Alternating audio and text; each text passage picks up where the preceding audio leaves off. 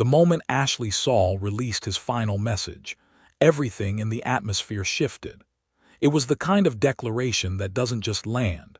It erupts, it echoes, it sends tremors into the very foundation of a conflict that had been brewing for far too long. People who had been casually observing suddenly leaned in. Those who had already chosen their side tightened their grip, and anyone who had underestimated Saul felt something cold crawl down their spine. Because his voice, steady and almost eerily calm, carried a warning wrapped in prophecy, with a final line that struck the entire nation like lightning. God has entered the ring. What viewers are about to dive into goes far beyond statements, rumors, or the typical online back and forth. This is the full breakdown of why that message matters, what pushed Saul to deliver it at this moment, the seismic reactions that followed, and the hidden stakes behind the scenes. And by the end, an unexpected layer will surface, one that reveals exactly why people are saying Saul didn't just respond. He declared the beginning of a spiritual battle that neither he nor Matlala can retreat from. Before going deeper, there's one question every viewer needs to sit with. Was Ashley Saul delivering a prophecy, a warning, or a final act of courage intended to shift destiny itself? Think about that as the story unfolds, because by the end, the meaning may strike differently than it does now. The hours leading to the message were unusually quiet, almost unnervingly so. For weeks, the tension had been thick enough to taste, and yet Saul had held his position without revealing the full fire burning behind him. But when he finally spoke, his words cut through the noise like a blade warmed in a furnace. His voice carried none of the weariness one might expect. Instead, it carried power, the kind that comes from a decision made deep in the soul. His tone alone told listeners that this wasn't a casual reaction. This wasn't a man venting. This was a man who had reached the threshold, the moment where silence becomes complicity and speaking becomes destiny. His message changed the rhythm of the entire conflict. The air grew sharper, and everyone understood immediately. Something had shifted. But the phrase that startled everyone, asterisk the line that continues to echo across communities, Facebook groups, WhatsApp statuses, and late-night debates asterisk, was that simple, thunderous declaration. God has entered the ring. It's not the kind of sentence you throw around without purpose. It's heavy, it's symbolic, it's decisive, and as simple as it sounds, it carries centuries of cultural weight. Whenever someone invokes divine authority in a dispute, it says one thing clearly: this is bigger than both of us now. That line struck people because it wasn't merely philosophical, it was strategic. It reframed the entire situation. Suddenly the fight wasn't just about reputations, disagreements, or any earthly misunderstanding. Saul elevated the battlefield, and by doing so, he changed the rules. A single sentence, a total shift in power. That's a game changer. To understand why Saul chose to speak now, one has to look beneath the surface. Things hadn't been calm, they had been volatile, whispered allegations, indirect shots online. That strange middle ground where silence feels louder than words. Saul had been absorbing everything, calculating, watching the pressure build, until the pressure became a breaking point. Not the kind that collapses a person, but the kind that ignites them. His final message wasn't random. It was timed, and timing is everything. On the other side of the conflict stood Matlala, quiet, composed, and unreadable. His reaction, or perhaps the absence of it, became its own statement. People didn't know whether he was choosing silence as strategy, absorbing the blow before responding, or simply shocked by the spiritual framing of Saul's declaration. Silence can be a shield, a trap, or a confession, depending on who wields it. In this story, it became a mystery people couldn't stop analyzing. Some said Matlala was preparing a response equal in weight. Others believed he was blindsided, and a few whispered that the silence was fear disguised as patience. But while the two men lingered at the center, the community surrounding them erupted with noise. Interestingly, it didn't erupt in unity. It split. Those who admired Saul felt empowered, convinced that his message was the turning point they had prayed for. Others felt uneasy, claiming he had taken the conflict into a direction too powerful, too spiritual, too absolute. And then there were those who believed that invoking God in a personal dispute was a bold move, one that could either uplift or crush, depending entirely on the truth behind the words. In the middle of the storm stood observers with insider knowledge, those who whispered about the hidden layers of the conflict. People who understood the pressure behind closed doors, the stakes that weren't spoken publicly, the triggers that built up quietly until they formed an emotional volcano beneath Saul's calm expression. Those insiders painted a picture of a man who had reached his spiritual edge, a man who felt compelled, not merely motivated. Whenever faith and power blend in a dispute, something unique happens. It creates a tension between earthly authority and spiritual authority. And once that tension enters the storyline, no one can pretend it's a simple disagreement anymore. The battlefield expands. The consequences grow. The audience changes.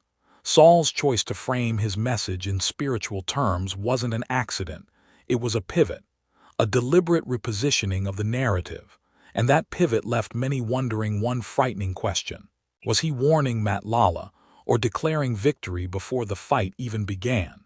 Their history adds another layer, because this isn't a story of two strangers colliding randomly. Their paths have been brushing against each other for longer than most people know. Misunderstandings, subtle clashes, indirect pressures, unresolved tensions. Their conflict didn't start with the final message. It was merely crowned by it. And as the story moved into its midpoint, the narrative took a breath, the kind of breath a fighter takes before stepping back into the ring for the second round. Right here is where the story expands even more deeply. But before continuing, there's something important for viewers to do. If they want more powerful breakdowns of conflicts, stories, revelations, and unfolding sagas like this, they need to join the community by subscribing. It keeps the investigations alive, the storytelling strong, and the discussions growing into something that outlives every headline. With that said, the second half begins where emotion takes center stage. Because beneath every public message lies a private fire, a personal storm. And Saul's tone, firm, measured, almost too calm, revealed emotional layers that many missed. His message wasn't the shout of a desperate man. It was the declaration of someone done waiting, done absorbing, done tolerating misinterpretation. Emotion doesn't have to be loud to have impact. Sometimes the quiet voice is the one that hits the hardest. His message wasn't spoken in anger. It was spoken in certainty. Public figures often reach a point where their final messages weigh more than their many previous statements combined. Why? Because final messages are distilled truth. Every unnecessary word evaporates. Every decision becomes clear. Saul's message carried that distilled clarity. A final message always carries a final intention, and intention is powerful. Meanwhile, Matlala's ongoing silence grew heavier as time passed. People began interpreting it as they always do, filling the silence with whatever story fits their version of events. Silence during conflict is a dangerous tool. It can communicate strength or fear, dignity or denial. Without clarity, silence becomes a mirror reflecting everyone's assumptions, and assumptions spread faster than truths. As the conversation expanded into spiritual territory, people debated whether faith was being used as a weapon or as a shield. Spiritual declarations can protect, uplift, or challenge. But they can also corner someone. They can create pressure. They can declare victory prematurely. The dual nature of faith in disputes is powerful, complicated, and sometimes explosive. Before long, unexpected voices began entering the debate. Influencers analyzing every phrase. Community leaders offering interpretations. Commentators breaking down body language, tone, timing, motivation. Suddenly, the conflict had grown legs and started walking into places neither Saul nor Matlala had intended. When more voices join, the story grows, and the narrative becomes a beast of its own.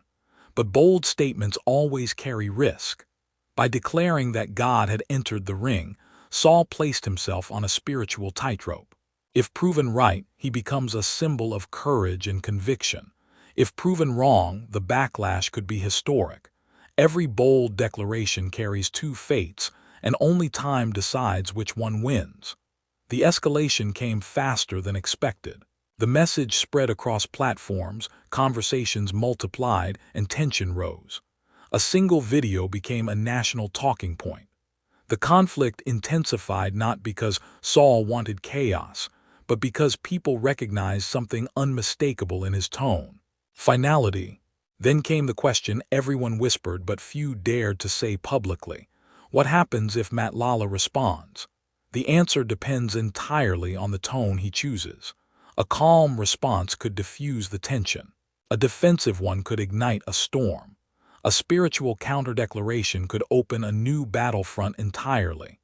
Every possible response leads to a different future, and that uncertainty fuels the suspense surrounding the situation. Ultimately, the meaning of Saul's message extends beyond two individuals. Communities feel it. Audiences analyze it. Spiritual leaders debate it. It becomes part of collective memory.